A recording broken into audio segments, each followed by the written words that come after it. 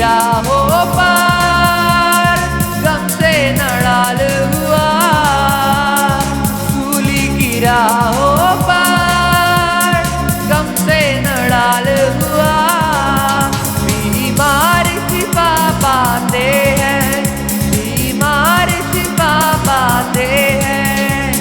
यीशु तेरे छूने से, यीशु तेरे छूने से, यीशु तेरे छूने से, यीशु तेरे छूने से, तेरे छूने से, तेरे छूने से, तेरे छूने से, छूने से, छूने से, तेरे छूने से, तेरे छूने से, तेरे छूने से, छूने से, छूने से हालात बदल जाते हैं, हालात बदल जाते हैं।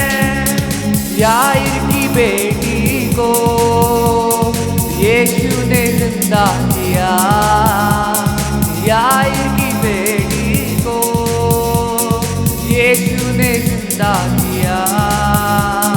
मुर्दा लाजर को यीशु ने जिंदा किया, मुर्दा लाजर को यीशु ने जिंदा किया। मुर्दे भी जी उठते हैं, मुर्दे भी जी उठते हैं। यीशु तेरे आने से, यीशु तेरे आने से, यीशु तेरे आने से, यीशु तेरे आने से, तेरे आने से, तेरे आने से, तेरे आने से, आने से, आने से, तेरे आने से, तेरे आने से, तेरे आने से, आने से, आने से हालात बदल जाते हैं, हालात बदल जाते हैं। सूली पे डाकू को यीशु ने माफ किया, सूली पे डाकू को यीशु ने माफ किया। खून की धारा से सबों को माफ किया, खून की धारा से सबों को माफ किया। बदकार बदल जाते हैं, बदकार बदल जाते हैं। यीशु तेरे आने से, यीशु तेरे आने से, यीशु तेरे आने से, यीशु तेरे आने से, तेरे आने से, तेरे आने से, तेरे आने से, आने से, आने से, तेरे आने से, तेरे आने से, तेरे आने से, आने से, आने से हालात बदल जाते हैं, हालात बदल जाते हैं, हालात बदल जाते हैं, हालात बदल जाते हैं।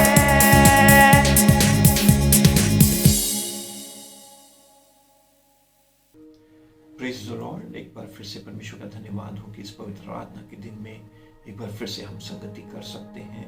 प्रभु के अनुग्रह से हम ये नया दिन देख सके, उसके लिए परमेश्वर का धन्यवाद हो। आज सुबह के समय में एक बार फिर से मैं आप सबका स्वागत करता हूँ और आपसे निवेदन करता हूँ कि आप हमारे साथ बने रहिए और पूरे वचन को आखिरी तक सुने और इन वचनों को पूरे हफ्ते भर अध्ययन करें, मनन करें, इसके ऊपर में और वचनों को विकसित करें और प्रभु आपको इन वचनों के द्वारा उत्साहित करेगा, प्रोत्साहित करेगा और आशीष देगा। आज सुबह के समय में हम लोग प्रेरितों के काम उसका 17 अध्याय उसका 28 पद से मैं आपको बताना चाहता हूँ। और यहाँ पर इस प्रकार से लिखा है कि in him we live and move and have our being, as some of your own poets have said, we are his offspring।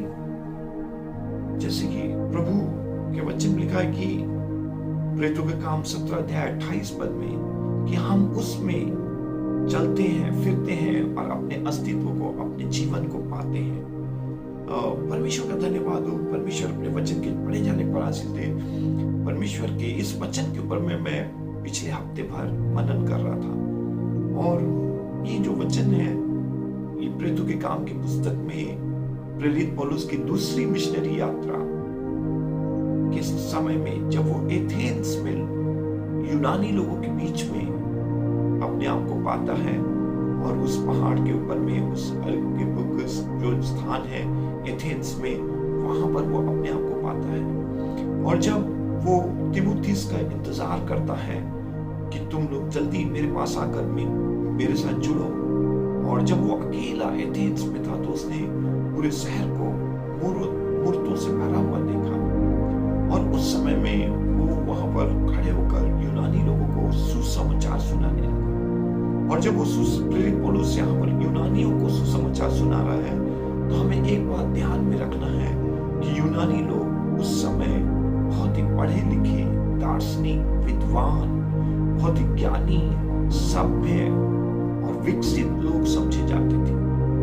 यूनानियों को प्रचार करने का मतलब कोई सर्वसामान्य लोगों को प्रचार करना नहीं है, सरल और साधारण लोगों को प्रचार करना नहीं है। यूनानी लोग उस समय में ऊंचे ऊंचे बड़े बड़े विचारों को किया करते थे, उसके बारे में मनन करते थे, चिंतन करते थे। उनकी सोच, उनके विचार बहुत ही अलग थे।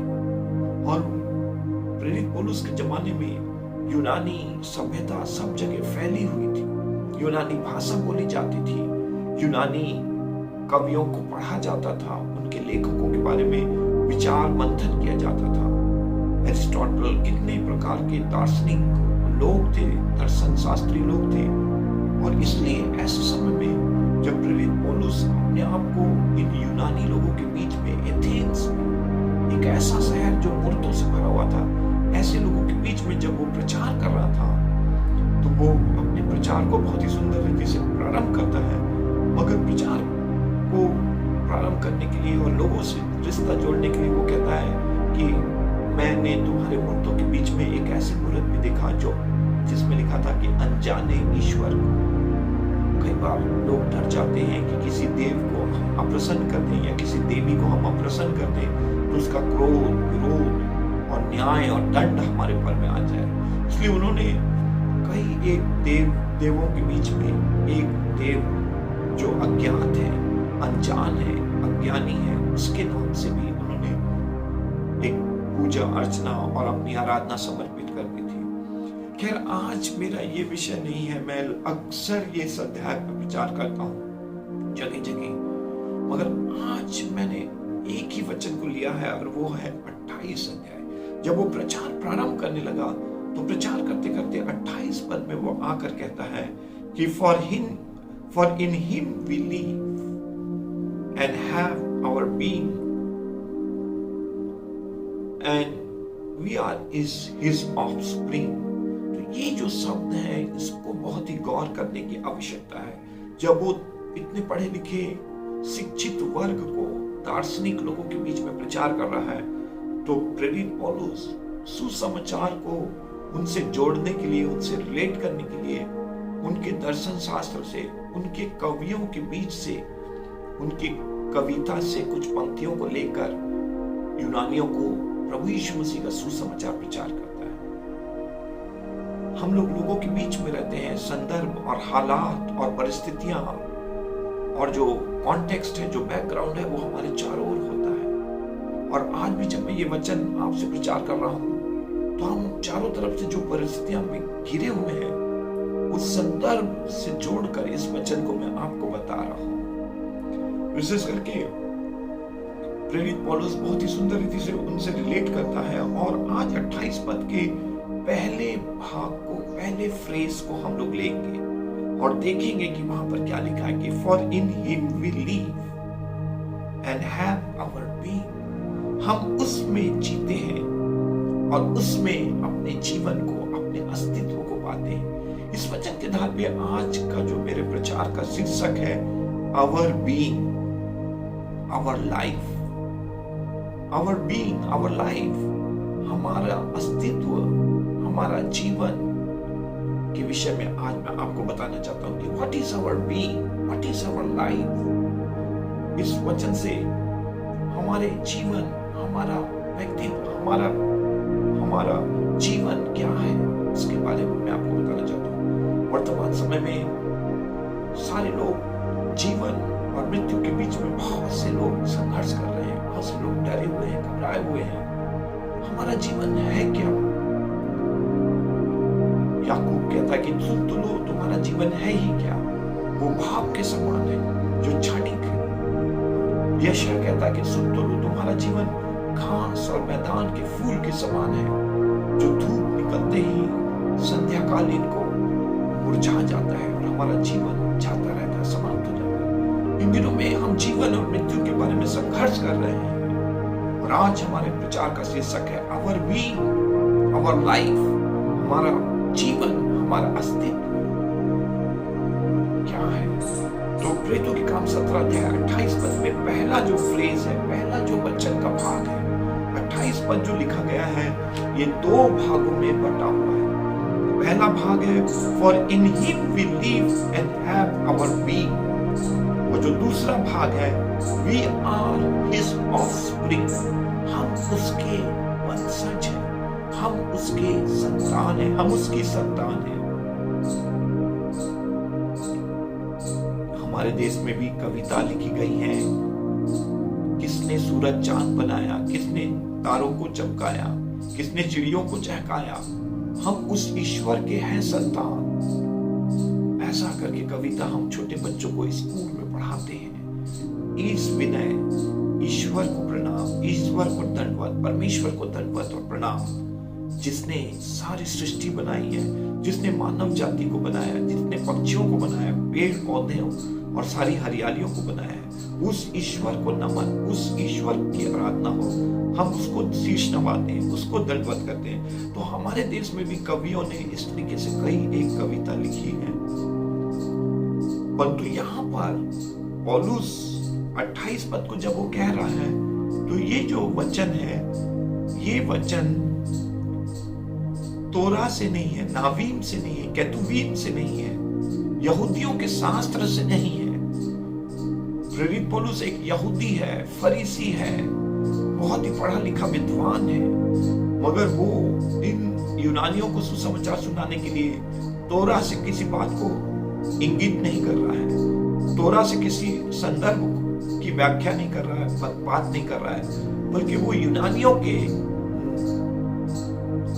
कवियों के बीच में पोएट्स, यहाँ पर बहुवचन आया, पोएट्स, तुम्हारे कई एक कवियों ने ऐसा कहा है। कौन कवि ने क्या कहा उसके बारे में ये 28 पद में लिखा। तो वो पुराने नियम से या यहूदियों के शास्त्र से, तोरा से, नवीन से, केतुबीम से कोई वचन को नहीं ले रहा है, ज्ञान शास्त्र से कोई बात को नहीं ले रहा है, विजडम लिटरेचर से नहीं कह रहा है, नबियों की पुस्तक से कुछ बात को नहीं कह रहा है, पहली 5 पुस्तक तोरा से कुछ बात को नहीं कह रहा है। वो अन्य जातियों को जब सुसमाचार सुनाने, यूनानियों को दूसरी मिशनरी यात्रा में वो जगह जगह जा रहा है, बेरिया के बाद इधर एथेंस में पहुंचा है और वो तिमुथियुस और सिलास की बाट जोड़ा है और उनसे कह रहा है तुम जल्दी आओ ताकि हम इस यात्रा में आगे बढ़ें। और जब तक वो आते हैं, वो यहाँ पर यूनानियों को सुसमाचार सुनाने में अपने समय और अवसर का सदुपयोग कर रहा है। और जब वो कह रहा है तो उसमें वो एक कवि के बारे में, उनकी कविता से कुछ पंक्तियों को लिया है 28 पद में, और इस कविता की पंक्तियां हैं for in him we live and have our being and we are his offspring.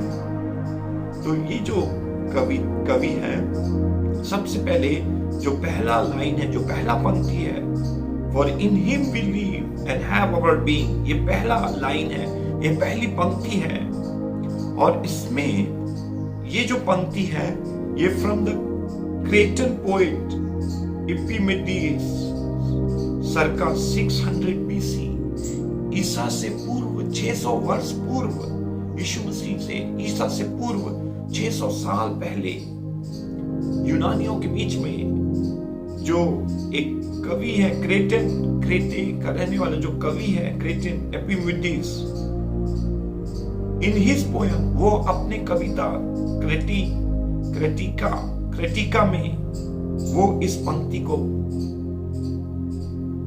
कहते हैं, उनका उद्गार। इस कविता क्रेटिका जो है, क्रेटन पोइट एपिमेडिस, क्रेते का जो रहने वाला कवि है जिसका नाम है एपिमेडिस, जो circa 600 BC में पाया जाता था, ईसा से 600 साल पहले पाया जाता था। इन हिज क्रिटिका, वो अपने क्रिटिका जो काव्य शास्त्र है, जो कविता है, जो बड़ी कविता है, उस कविता में इस पंक्ति को कहते हैं कि for in him we live and have our being. और उसके बाद दूसरा जो पंक्ति है वो लिखा है कि वी आर हिज ऑफस्प्रिंग, हम उसके संतान हैं, हम उसके बच्चे हैं।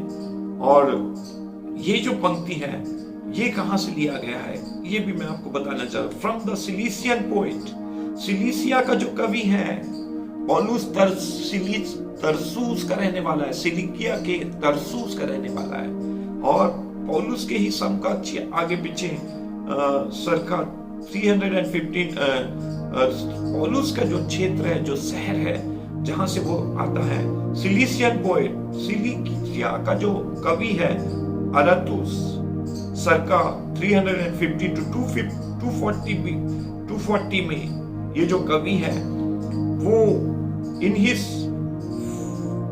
पैओनिमिना जो कविता है, पैओनोमिना, एज वेल एज फ्रॉम क्लेंथियस जो कविता है 331 टू 233, 331 से 233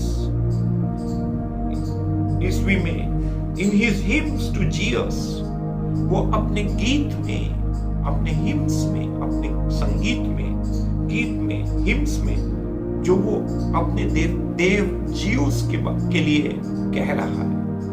ये पंक्तियां वो अपने देव जीउस, यूनानी देवता जो है, जो उनका जो ईश्वर है उसका नाम है जीउस, ये बहुत ही प्रसिद्ध है जीउस गॉड।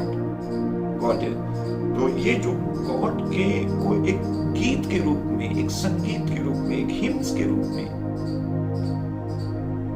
ये लिखते हुए कहते हैं कि वी आर हिज ऑफस्प्रिंग, हम उसकी संतान हैं, हम उसके वंशज हैं। तो ये दोनों ही बातें पौलुस बहुत सारे यूनानी कवियों ने अलग अलग कविता, गीत, संगीत, हिम्स लिखा है, और अलग अलग उस कविता के वाक्यों को इन यूनानियों को कहते हुए यीशु मसीह को प्रस्तुत करता है। किस तरीके से वो कॉन्टेक्चुअलाइज किया, किस तरीके से वो लोगों से रिलेट किया, किस तरीके से उसने संदर्भ और अपने चारों तरफ के हालात को समझकर कौन लोग हैं, किनके लिए वो कह रहा है, उनके शास्त्र में क्या दिया है, उनकी कवियों ने क्या कहा है, तुलनात्मक धर्मों के बारे में नहीं बल्कि उनके कवियों के बारे में, उनके दार्शनिक लोगों के बारे में जो कविता लिखी गई है, जो गीत संगीत लिखा गया है, उनसे कुछ पंक्तियों को लेके 28 पद को वो कहता है।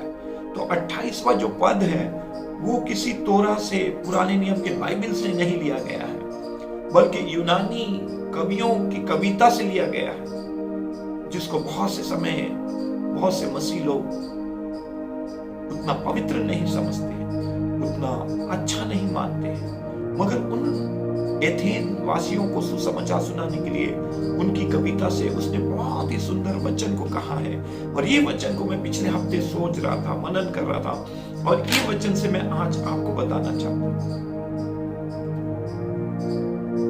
तो यूनानी जो ईश्वर जो है, उनका जो देव है, उसका नाम जीउस है, उसके बारे में आप अध्ययन कर सकते हैं यूनानी कवियों से। इस कविता, इस वाक्य को 28वां पद, शुद्धता, पूर्णता, purely, it has been taken from the Greek poets, this lines have been taken from the Greek poets. यूनानी कवियों के कविता से ये वाक्य लिया गया है कि in him we live and in him we find our being, we are his offspring, हम उसके वंश हैं।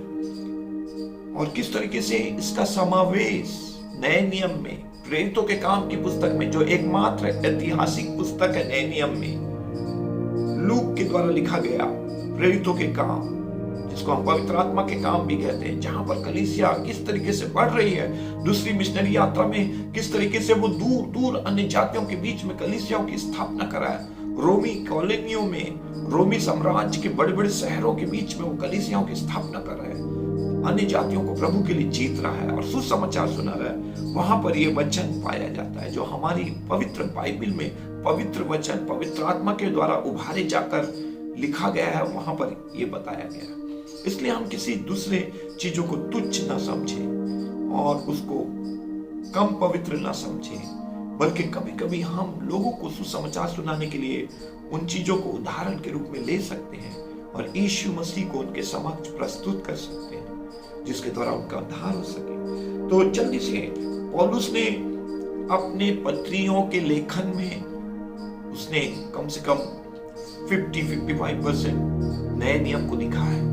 13 पत्रियां कम से कम उसने नए नियम के अंदर में योगदान दिया है और इन पत्रियों में कई अन्य जगह में भी उसने यूनानी कवियों के वाक्यों को, उनके कथन को, उनके बातों को उपयोग किया है। जैसे कि अगर पहला कुरिन्थी 15 अध्याय 33 पद को यदि आप पढ़ेंगे तो वहां पर प्रेरित पौलुस ने एक कवि के बारे में, कविता के बारे में लिखा है और 33 पद में वहां पर लिखते हुए कहता है कि quotation from the Greek comedy से ये बात लिया है। Thais written by the Greek poet Menander whose writing the Corinthians would also know। कुरिन्थ के लोग इस लेखक को, इस कॉमेडी को जानते थे। वो शहरी लोग थे, बड़े कॉस्मोपॉलिटन सिटी से थे, बड़े महानगर से थे और कुरिन्थ के लोग इस कॉमेडी को, ग्रीक कॉमेडी को जानते थे और उनके कवि ग्रीक पोएट मेनानेडर से इसको लिखा गया है और इसमें ये लिखा गया है कि बुरी संगति अच्छे चरित्र को बिगाड़ देती है। वास्तव में यहाँ पर प्रेरित पौलुस पहला कुरिन्थी 15 अध्याय, जिसको मैं पुनरुत्थान का अध्याय कहता हूँ, यहाँ पर वो वास्तव में ये कहना चाहता है कि तुम में से एक समूह यीशु मसीह के पुनरुत्थान पर विश्वास करता है और दूसरा समूह पुनरुत्थान के ऊपर में विश्वास नहीं करता। इसलिए दो चीजें प्रेरित पौलुस ने बताया कि बुरी संगति माने वे लोग, वो समूह, वो शिक्षा जो यीशु मसीह के जी उठने और पुनरुत्थान पर विश्वास नहीं करते। अच्छा चरित्र, अच्छे लोग, वे वो लोग हैं जो कि यीशु मसीह के पुनरुत्थान पर विश्वास करते हैं। तो यहां पर भी उसने यूनानी कवियों के बारे में कुछ बातों को कोट किया है, लिखा है और उसके बाद तीतुस 1:12 में भी अगर हम लोग पढ़ेंगे, तीतुस जो पास्टरल एपिस्टल है, तीतुस 1 उसका 12 में भी वहां पर लिखा हुआ है, even one of their own prophets has said, उनके एक नबियों में से, एक कवियों में से, एक नबी में से भी उसने कहा है, Cretans are always liars, evil brutes, lazy, gluttonous। जहां पर लिखा हुआ है कि इस वचन में कि तुम्हारे कुछ नबियों ने और कवियों ने भी ये कहा है कि क्रेते के जो लोग हैं वो लोग क्या हैं, वो लोग झूठ बोलते हैं। क्रेटियंस का मतलब झूठा होना, झूठ बोलते थे वो लोग, झूठ के लिए। इसलिए उनके एक भविष्यवक्ता ने जो कि उनको क्रेटियंस आर ऑलवेज लायर, हर समय झूठ बोलते हैं, इविल ब्रूट्स हैं, ग्लटनस, पेटू हैं, झूठ बोलने वाले लोग हैं। ऐसा करके ये भी कोटेशन, ये भी जो कोट है, ये प्रेरित पौलुस यूनानियों और अन्य लेखकों से लिखा है। The quotation is from the poet Epimenides, जो आज हम लोग देख रहे हैं कि in him we live and have our being. ये जो वाक्य है एपिमेनिडेस से लिया गया है और यहां पर भी तीतुस के पुस्तक में एपिमेनिडेस से 6th सेंचुरी BC में जो नेटिव नॉसोस था, ज्ञान था क्रेटे, who was held in high esteem, जिसका बहुत आदर किया जाता है क्रेते लोगों वासियों के द्वारा।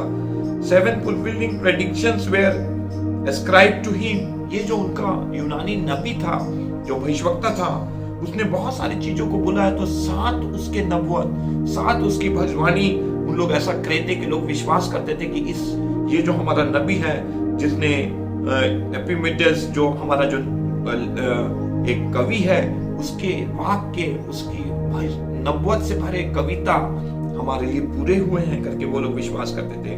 For others use of pagan saying by Paul see, प्रेरित पौलुस ने कई अन्य जाति कवियों का, लेखकों का, जो उसके जमाने के पढ़े लिखे दार्शनिक लोग थे, उनके वचनों को, उनके कोट को, उनके संदर्भ और वाक्यों, वाक्यांश को प्रेरित पौलुस ने नए नियम में प्रेरितों के काम की पुस्तक 17 अध्याय 28 पद में कहा है।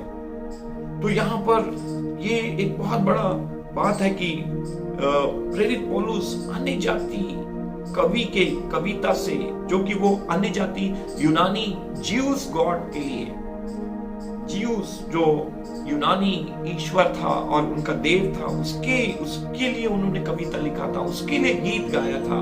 उस गीत का वाक्य, उस कविता का अंश उन्होंने यहाँ पर लिखा है। और पिछले हफ्ते मैं इसी संगीत के ऊपर में, इसी गीत के ऊपर में, इसी कविता के ऊपर में, इसी वचन के ऊपर में मनन कर रहा था। प्रेरितों के काम की पुस्तक उसका 17 अध्याय उसका 28 पद। और आज मैं आपको प्रोत्साहित करूंगा कि इस वचन के द्वारा आज प्रभु हमसे क्या बातचीत करना चाहता है, वो हमसे क्या कहना चाहता है। ये वचन कई एक मसीहों को बहुत ही प्रभावित करता है, बहुत सारे लोगों को बहुत अच्छा लगता है। इस वचन को हम लोग अपने दीवारों में, चर्चेस में, अलग अलग कन्वेंशंस, क्रूसेड्स में मुख्य वचन के रूप में लिखते हैं और लिख के रखते हैं। मगर कई एक मसीही लोगों को और कई एक विश्वासियों को ये नहीं मालूम है कि ये जो वाक्य पौलुस ने कहे हैं, ये यूनानी कवियों के कविता से लिया गया वाक्य है।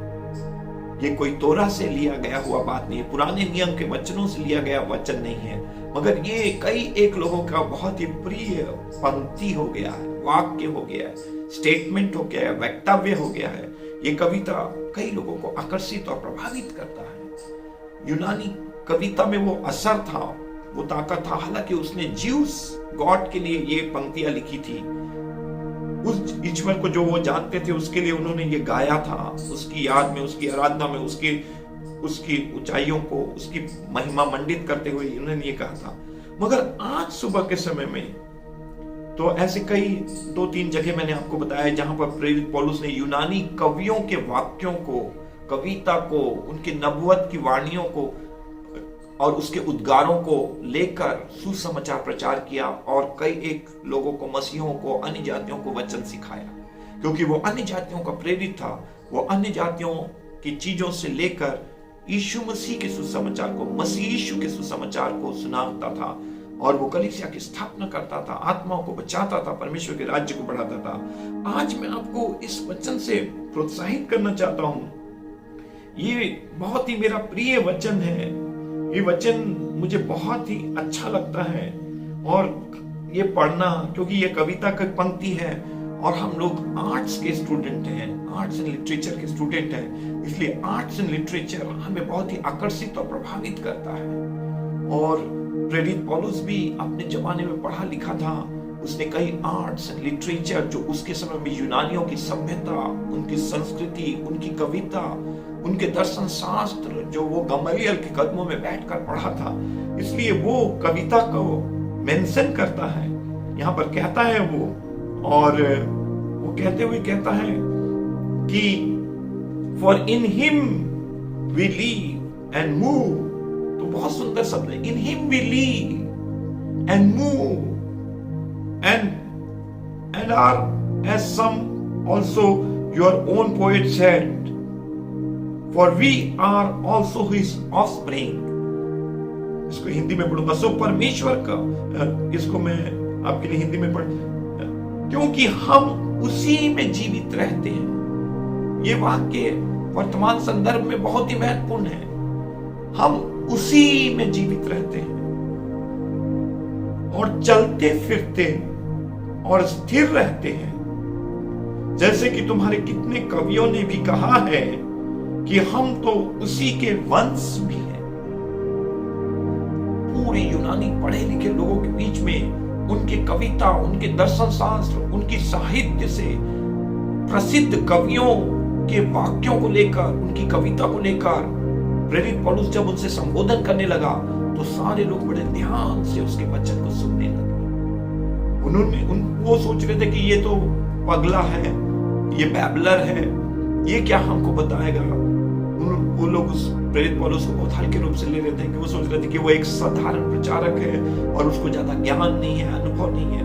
मगर प्रेरित पौलुस बहुत ही ब्रिलियंट, इंटेलिजेंट प्रभु का सेवक था और वो जानता था कि किसके सामने क्या बोलना है, कैसे सुसमाचार को प्रस्तुत करना है। उसने उनके दर्शन शास्त्र के ज्यूस गॉड के बारे में लेके उनके बहुत ही प्रसिद्ध जो कवि है एपिमेनिडेस, और उनका बहुत ही प्रसिद्ध कविता है क्रिटिका, और इन सब चीजों को सिलिसियन पोएट एरेथस से लेकर और फाइनोमिना से लेके क्लेंथियस से लेके उसके गीत को जो वो ज्यूस के लिए लेकर कह रहा है कि in him we move and we find our being and we are his offspring, क्योंकि हम उसी में जीवित रहते हैं। वर्तमान समय में ये शब्द बहुत महत्वपूर्ण है। इन हिम वी लीव, उसमें हम जीवित रहते हैं। वर्तमान समय में जो वायरस फैला हुआ है, लोग जीवन और मृत्यु के लिए संघर्ष कर रहे हैं, तो प्रभु का वचन क्या कह रहा है कि इन हिम वी लीव, उसमें हम जीवित रहते हैं। हम लोग कई बार नहीं सोचते, नहीं समझते, इस वचन को नहीं पढ़ते, मनन नहीं करते और हमें कोई बताता नहीं। इन हिम वी लीव, सुन तो लो, तुम्हारा जीवन है ही क्या। याकूब कहता अपनी पत्री में कि सुन तो लो, आज है और कल नहीं। तुम्हारा जीवन भाप के समान है, घास के समान। यशायाह नबी कहता सुन तो लो, in him we live. Him means what? Him मतलब कौन? In him we means him is God. हम सबका जीवन परमेश्वर में है। हिम किसको बताता है? परमेश्वर को बताता है, गॉड। तो सारे मानव जीव का जीव कहां पर है? हमारा जीव सर्वोच्च परमेश्वर के भीतर और अंदर पाया जाता है। इन हिम वी लीव, हम परमेश्वर के अंदर जीते हैं। परमेश्वर क्या है? परमेश्वर आत्मा है और हम सब क्या हैं? आत्मिक हैं। हम भी आत्मा हैं और हम लोग स्पिरिट बीइंग है। शरीर, प्राण, आत्मा में हमारा जीवन है। तो ये प्रभु का वचन बोल रहा है कि इन हिम वी लीव, हम उसमें जीते हैं, हमारा जीवन उसमें है। तो पहला शब्द हिम है जो परमेश्वर को बताता है कि हम सब का जीवन परमेश्वर में छिपा हुआ है। हम सोचते हैं कि मैं परमेश्वर के बाहर हूं, मुझे कोई नहीं जानता, मैं कहां हूं। नहीं, सारे मनुष्य का जीवन परमेश्वर के भीतर है, क्योंकि वो सर्वोच्च परमेश्वर है। लिव, तो परमेश्वर को जब हम बोलते हैं तो वो आत्मा है, और आत्मा जब हम कहते हैं तो वो जीवित बातें हैं, निर्जीव, मरी हुई, मुरझाई हुई, निष्क्रिय नहीं है। He is alive, he is living, he is moving। तो दूसरा चीज शब्द इन हिम वी लीव माने उसमें जीवित रहते हैं। तो ये भी जीवन सांस से संबंधित है, श्वास से संबंधित है, शरीर और आत्मा से संबंधित है। अवर बीइंग का मतलब होता है कि हमारा अस्तित्व, हमारा जीवन किस में है? ये भी जीवन से संबंधित है, सांस से संबंधित है, आत्मा और प्राण से संबंधित है। In him we live, we move, we find our being. In him we live मतलब लिविंग।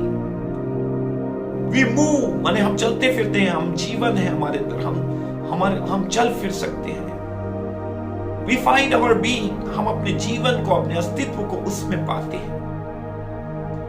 तो ये पूरा वचन एक विचार से मैं आपके सामने रखता हूं इस थोड़े से अल्प समय में, क्योंकि बहुत कुछ बताने के लिए समय नहीं है। मगर पूरे हफ्ते भर आप इस वचन को पढ़ें, प्रार्थना करें, मनन करें, ध्यान करें, इस वचन के ऊपर में गीत है, हिम्स है, क्रिश्चियन हिम्स भी बने हुए हैं।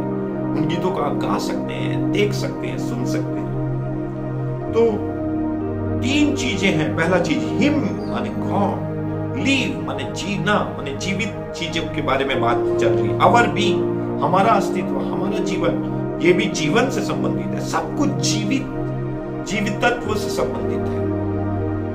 परमेश्वर जो जीवित है उससे संबंधित है, हमारा अस्तित्व से संबंधित है।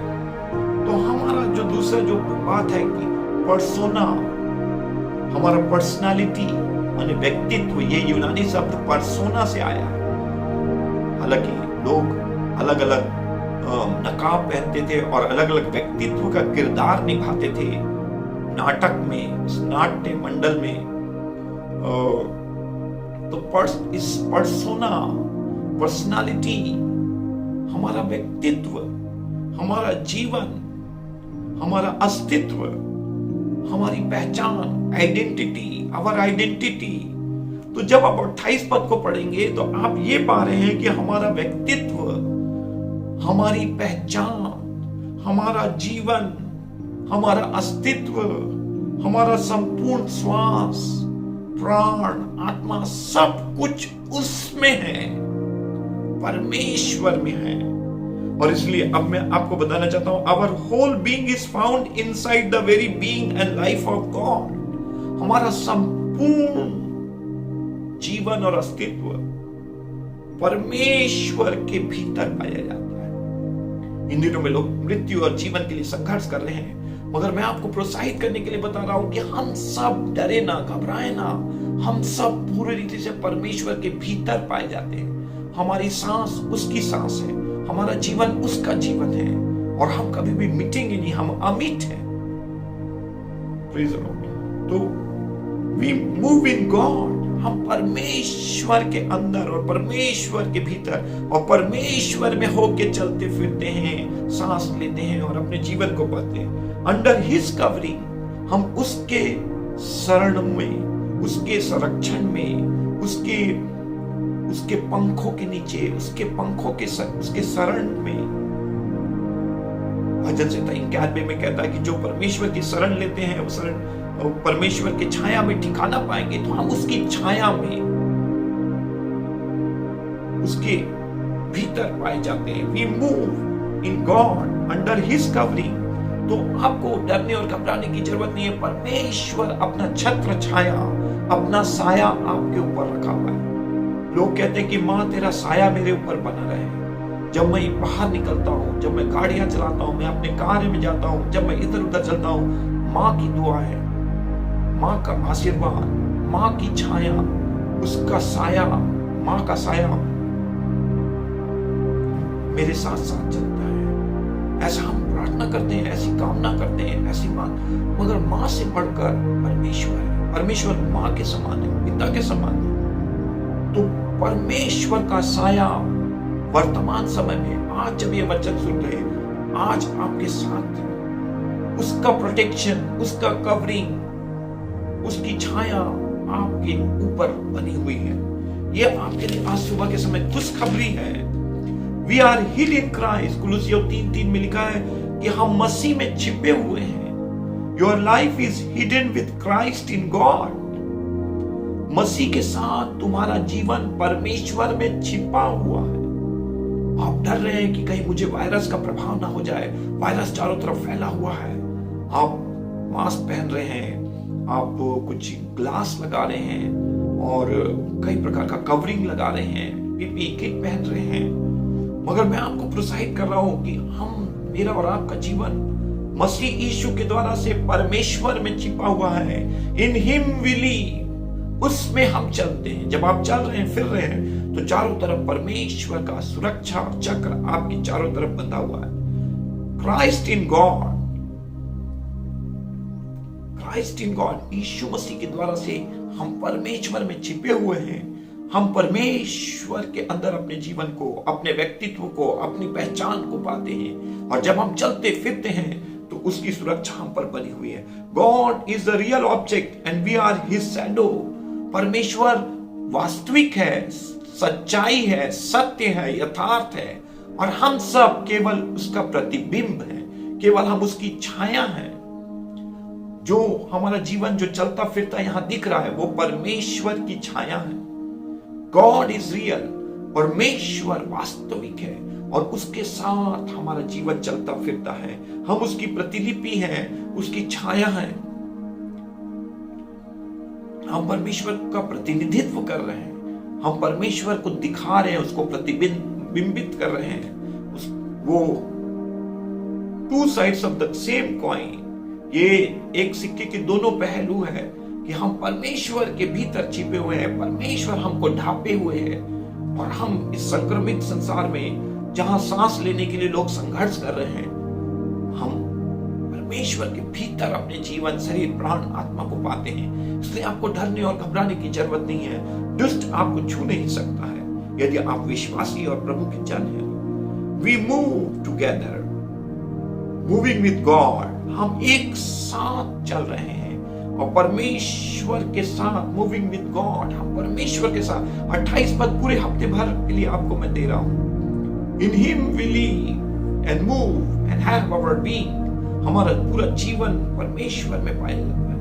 We move together, moving with God, हम परमेश्वर के साथ आगे आगे बढ़ रहे हैं, उसका हाथ थामे हुए चल रहे हैं। एक गीत कहता है कि यीशु का हाथ हाथों में लेकर तूफानी लहरों पे चलूंगा, कर चाहे आए कितनी भी मुश्किल, मैं ना डरूंगा, मैं ना डरूंगा।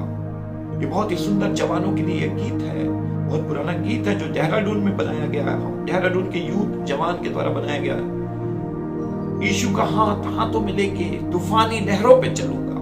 वर्तमान में जो गीत एंजेलिना के द्वारा गाया गया है, वो गीत कहता है कि उठते हुए तूफानों में तू ही मेरी चट्टान है, तू ही मेरा लंगर है और कोई तूफान, आंधी मुझे डुबा नहीं सकेगी, मेरे अस्तित्व को मिटा नहीं पाएगी, मेरे बींग को समाप्त नहीं कर पाएगी। आगे हम लोग देखते हैं कि we are under his wings, under his hands, हम परमेश्वर के बलवंत भुजा के अंदर हैं, उसके पंखों के अंदर छिपे हुए हैं। परमेश्वर हमें अपने कांधों में लेकर जा रहा है इस वर्तमान समय से। The hand of the Lord is upon us, परमेश्वर का हाथ हमारे ऊपर है। प्रेरितों के काम 11 अध्याय 21 पद में लिखा है, The Lord's hand was with them, परमेश्वर का हाथ उनके ऊपर में था।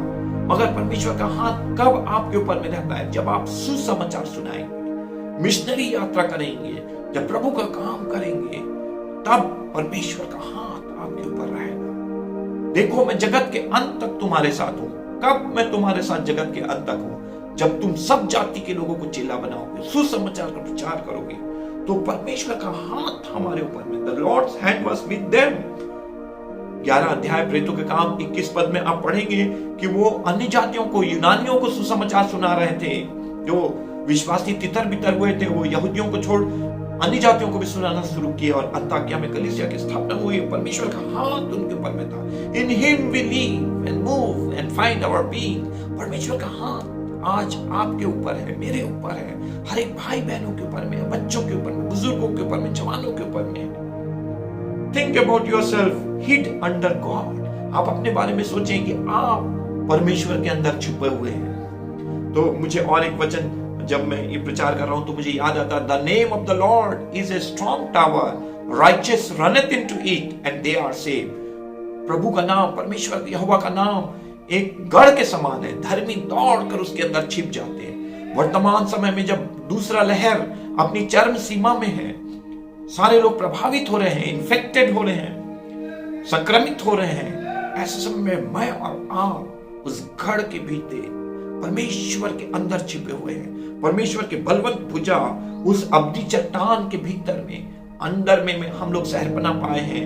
हमारा लंगर परमेश्वर मसीह यीशु में है और हम छुपे हुए हैं। हालेलुया। तो उसमें लिखा कि परमेश्वर का हाथ तुम्हारे ऊपर में। भजन से देखता हूं 40 में क्या लिखा है कि तूने मुझे आगे पीछे ऊपर नीचे सब घेरे रखा है, अपना हाथ मेरे ऊपर रखा हुआ है। मुझे भजन से 23 में लिखा है, मुझे कुछ हानि नहीं होगी, चाहे मृत्यु के वादियों से भी मैं गुजर रहा हूं, दूसरे वेव और संक्रमण के बीच से भी होकर जा रहा हूं, तो भी हानि से ना डरूंगा। मैं जीवित रहूंगा, वरन परमेश्वर की स्तुति निरंतर करता रहूंगा, मैं ना मरूंगा। थिंक अबाउट योरसेल्फ, अपने बारे में सोचिए। We are living our whole life under his covering, हम लोग जीवित हैं और जीवित रहेंगे, और हमारा पूरा संपूर्ण जीवन परमेश्वर में छिपा रहेगा। उसके प्रोटेक्शन, उसकी कवरिंग, हमारे उसकी सुरक्षा, उसकी हिफाजत, उसकी पहरेदारी, उसके स्वर्गदूतों का छावनी हमारे चारों ओर का। भजन संहिता 34 में क्या लिखा है? परमेश्वर के लोगों के चारों तरफ उसके दूत छावनी करके उन्हें बचाते हैं। वर्तमान समय में प्रभु आपको मौत से, रोग से, बीमारी से, संक्रमण से बचाएंगे। आपके चारों तरफ स्वर्गदूतों का बाड़ा होगा, परमेश्वर का हाथ आपके ऊपर में होगा, यीशु के लहू की सुरक्षा आपके ऊपर में होगी, पवित्र आत्मा का मुहर आपके ऊपर में होगा, और कोई आपको मिटा नहीं पाएगा। Only things you need to become the children of God और बिलीवर। एक ही चीज आपको करना है कि ये जितने भी वचन मैं आपको बता रहा हूं, ये विश्वासियों के लिए, धर्मियों के लिए, संतों और पवित्र लोगों के लिए है। अगर आप विश्वासी नहीं है, प्रभु को ग्रहण नहीं किए हैं, धर्मी नहीं है, तो ये सारी सुरक्षा आपके लिए नहीं है। मगर आज आपके लिए खुशखबरी ये है, इसी वक्त यीशु मसीह पर विश्वास कीजिए, पापों की क्षमा मांगिए, यीशु को अपना व्यक्तिगत मुक्तिदाता, उद्धारकर्ता ग्रहण कर लीजिए, तय कर लीजिए, प्रण कर लीजिए कि आज से यीशु का हाथ थाम कर मैं यीशु के वचन में, उसके बताए गए वचनों में चलूंगा और यीशु को कभी नहीं छोड़ूंगा। तो अब आप उसके संतान बन जाएंगे, उसके बेटे और बेटी बन जाएंगे, और ये सारे वचन और सुरक्षा का जो वचन मैं आपको बता रहा हूं, ये सारी प्रतिज्ञा आपके लिए और मेरे लिए हो जाएंगे। तो आज यीशु मसीह को ग्रहण कर लीजिए, उद्धार पा लीजिए। The unbelievers are vulnerable and exposed to the hazardous, dangerous atmosphere of the world.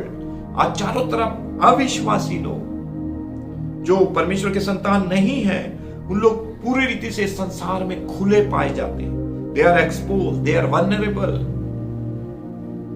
to hazardous atmosphere, खतरनाक वातावरण, संक्रमण के लिए अविश्वासी लोग पूरी रीति से खुले हुए हैं, और पूरा जो वातावरण है, जो पर्यावरण है, वो संक्रमित है, प्रदूषित है। और इस प्रदूषित संसार में सारे लोग रोग, बीमारी, संक्रमण, मृत्यु के लिए पूरी रीति से खुले हुए हैं। मगर खुशखबरी उनके लिए है जो यीशु मसीह को ग्रहण कर लेंगे, प्रभु से अपना रिश्ता और नाता जोड़ लेंगे। तो आप इस प्रदूषित संसार में, इस खतरनाक संक्रमण के बीच में भी परमेश्वर के भीतर छिपे रहेंगे, परमेश्वर में अपने जीवन को सुरक्षित पाएंगे, और प्रभु आपको बहुत ऐसे आशीष देगा, जीवन और दीर्घायु देगा। आप अपनी पूरी उम्र को बिताकर, पूरा समय और दिन को जीकर प्रभु की सेवा को पूर्ण करके आप जाएंगे। जैसे उस गीत में गाते हैं कि सेवा पूरी करके, प्रभु मुझे ये वर दो, वरदान दो कि सेवा पूरी करके मैं इस संसार से जाऊं। जब तक मेरे जीवन में सांस है, मैं तेरी सेवा करता रहूं। दूसरा जो एक मुख्य बात 28 पद के अंदर में जो पंक्ति है, दूसरा जो पंक्ति है कि वी फाइंड आवर बीइंग, जैसे तुम्हारे कवियों ने कहा है कि हम भी उसके संतान हैं। एक बाइबल ट्रांसलेशन में लिखा है कि हम सब उसके लाइनेज हैं, उसके वंशज हैं, उसके लाइनेज हैं, उसके संतान हैं। तो आवर बीइंग, हमारा जो पूरा जीवन परमेश्वर में पाया जाता है। Our identity is with Christ, हमारी पहचान मसीह के साथ है।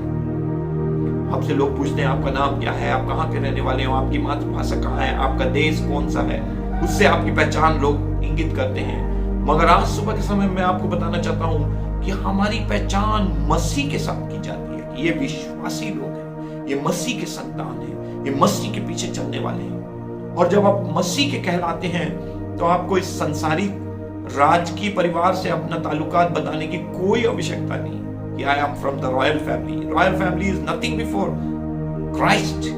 जब आपकी पहचान मसीह के साथ बन जा रही है तो आप एक राजकीय परिवार, रॉयल फैमिली और संसारिक खून के रिश्ते से कई गुना ऊपर और ऊंचे हैं। आप डिवाइन हो गए, आप अलौकिक हो गए, ईश्वरीय, परमेश्वरीय हो गए।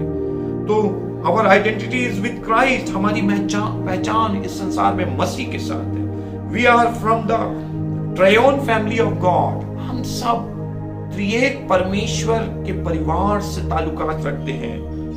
वी बिलोंग टू गॉड, हम परमेश्वर के पाए जाते हैं, हम परमेश्वर ही के हैं, हम परमेश्वर के हैं। being or life is all about breath. ये इस आयतों में इंग्लिश में being, life, moving ये सब शब्द उपयोग किया गया है जो पूरी रीति से सांस के बारे में है, श्वास के बारे में है, सांस के बारे में बताता है, ब्रेथ के बारे में, ब्रीथिंग सिस्टम के बारे में बताता है। The world today is facing a respiratory और breathing problem। पूरा संसार में लोग रेस्पिरेटरी प्रॉब्लम, सांस लेने वाली समस्या का सामना कर रहे हैं। लोग सांस लेने के लिए संघर्ष कर रहे हैं। What do we need today? आज हमें क्या चीज की आवश्यकता है?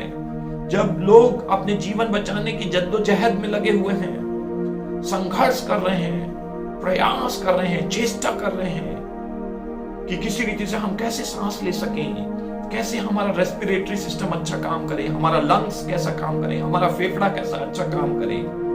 बायोलॉजी में कई सिस्टम में से एक सिस्टम है रेस्पिरेटरी सिस्टम। आज पूरा जो रेस्पिरेटरी सिस्टम, रेस्पिरेटरी विशेषज्ञ की आज बहुत बड़ी मांग है।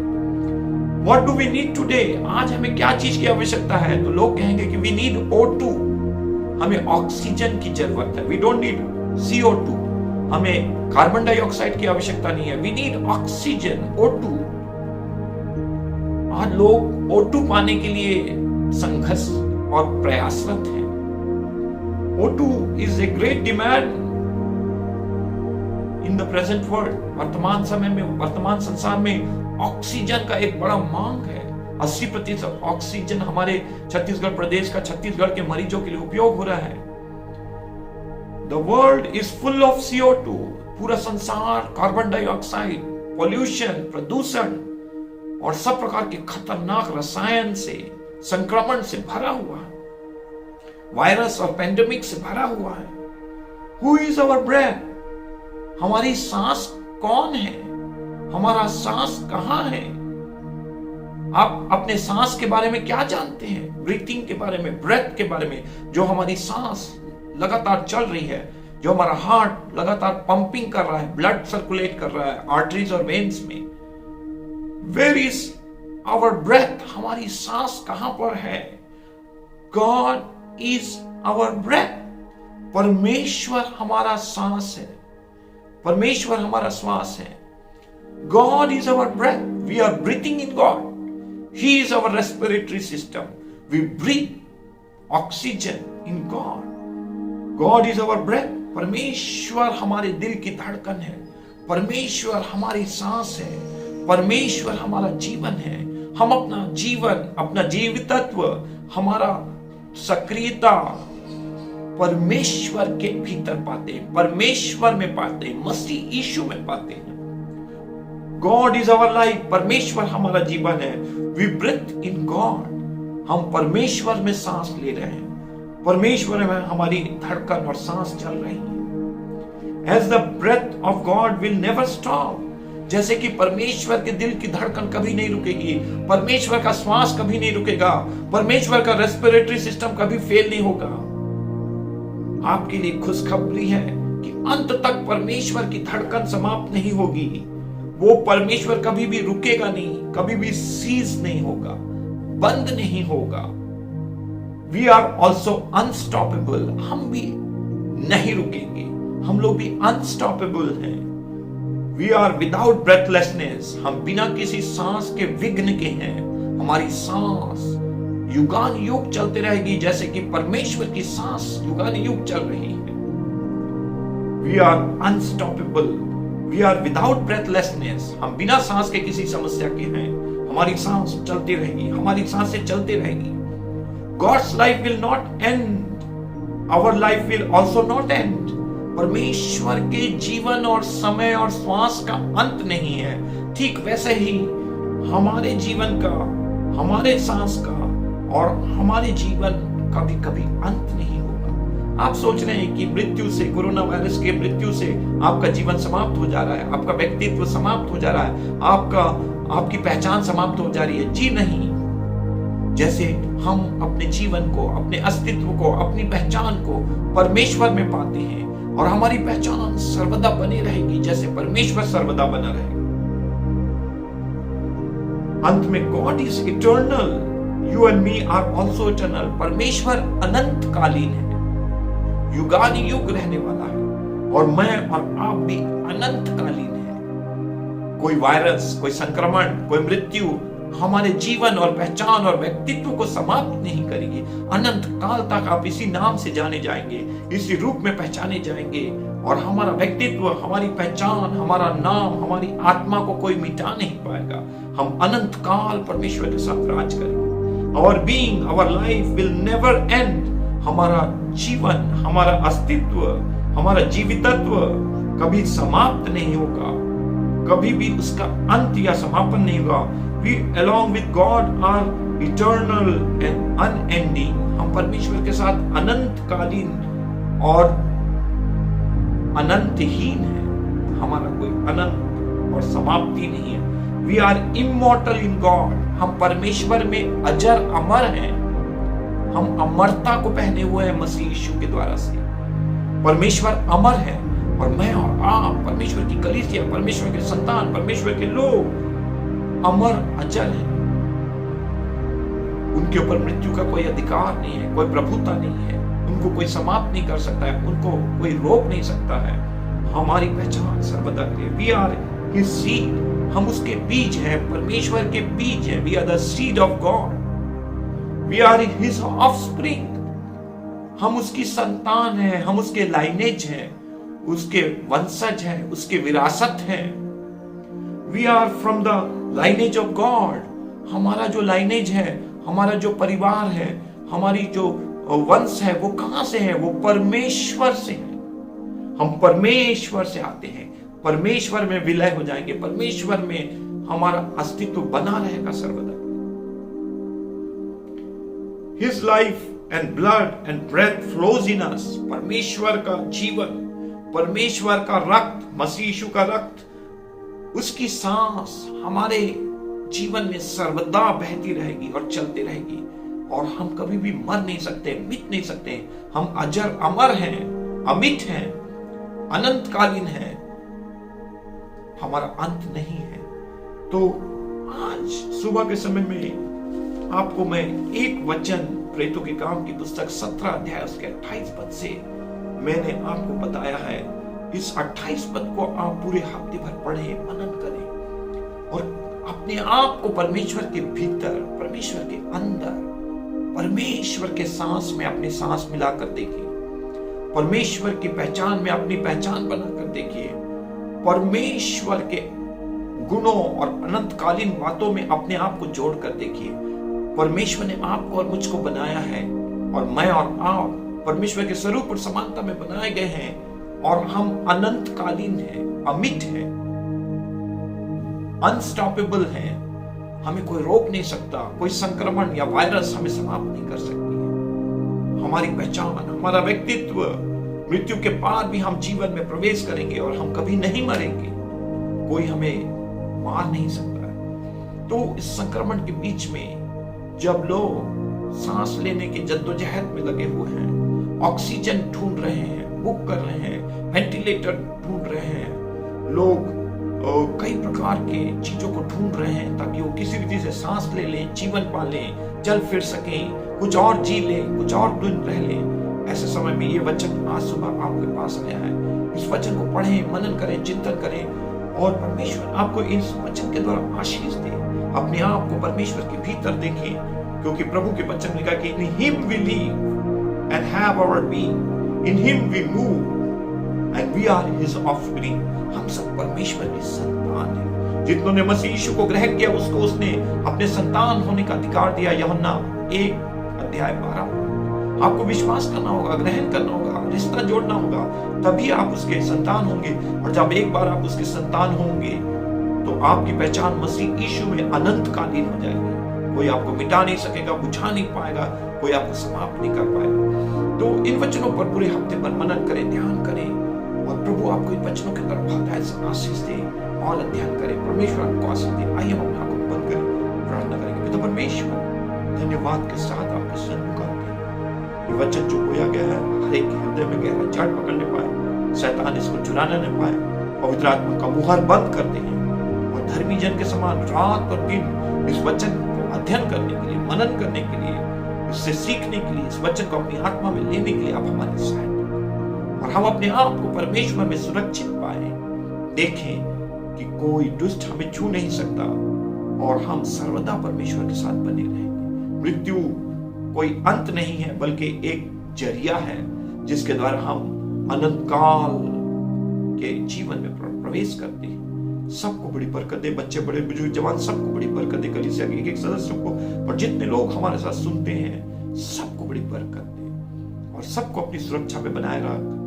तुझ में हम लगातार सांस लेते रहें और अपने जीवन को पाए, जीवन और दीर्घायु को पाए और इस वेव को पार करके एक अच्छे समय में जाके हम आपके नाम को सेलिब्रेट कर सकें, आपकी जय उत्सव मना सके। प्रभु सबको बड़ी बरकत दे, सारी महिमा आपको देते हैं। प्रार्थना को यीशु के नाम से मांगते सुनो कीजिए, आमीन। अब हमारे परमेश्वर पिता का प्रेम, प्रभु यीशु मसीह का अनुग्रह, पवित्र आत्मा की संगति और सहभागिता हमें से हर एक के साथ और सभी संतों के साथ जो सारे संसार में पाए जाते हैं प्रभु यीशु के दोबारा आगमन तक बनी रहे, आमीन आमीन। सब कुछ जय मसीह की। Praise the Lord. God bless you. प्रभु आपको आशीष दे।